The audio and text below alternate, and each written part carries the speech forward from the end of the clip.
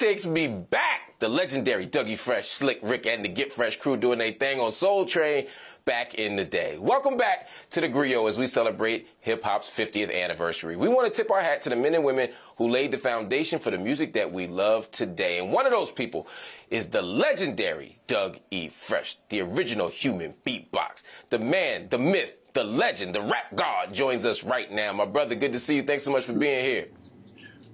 Oh, brother, I appreciate it. I appreciate the introduction, too. You know, thankful for hip-hop, thankful for you. Thank you. Oh, man, I appreciate that. Talk to me about what it means for you to be standing here as hip-hop looks back on 50 years. When you think about, like, the impact of the culture, the impact of the art, what do you think about?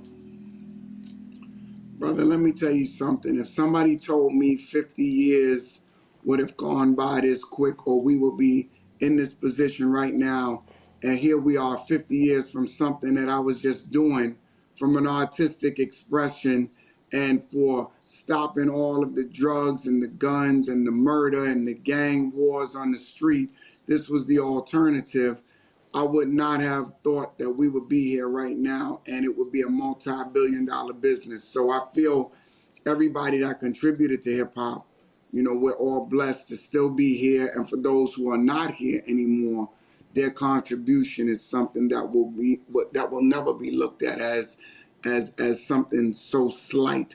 You know, I mean, the pioneers, man, you know, this is it. This is hip hop. 50 years. Unbelievable. You know, as we talk about, you know, the legends and the people who passed in hip-hop, some of those people are the giants and the elders who passed away, and then there are people who died far too early, people like Tupac, people like Biggie. Earlier in the show, we reported that Tupac's murder investigation is heating up. You were close to Pac and Big. What was that like, and how did their deaths affect you? I mean, the deaths, both of their deaths affected me in a way that it really hurt me spiritually, in a way where I just felt like here's two young brothers with their future right there, you know, changing the world, skills, gifts, and here it is that they're snatched away from us, and most of all, snatched away from their families. You know, me being a father, how I would feel if my son was snatched out of here too soon. That's not a good feeling. The mothers, you know, I'm very close to Biggie's mom. You know, I did a lot of different things with her. And, you know, and Tupac's mom was, you know, I mean, she's brilliant. You know what I mean? So I just think that we got to learn how to deal with each other better, you know, and we got to learn how to handle life better and learn how to be more respectful to each other and resolve our differences in a much more, what I would call, you know, respectful manner than going out and just killing each other. I'm doing my best to extract that out of hip-hop as much as possible, because it's been happening in every generation of hip-hop. Okay. Yeah, a lot of what you're talking about is getting us to make healthier choices. And there's healthier choices on the street, but there's also healthier choices in our lives, in our personal lives, in our families, in our communities. Right. And one of the things you're doing right now with your organization that you co-founded, Hip Hop Public Health, is getting us to do just that. Tell me what the organization is all about. Hip Hop Public Health is all about teaching people to make better choices about food and about exercise and being able to take care of yourself so that you have more longevity. I think a lot of us are going too soon.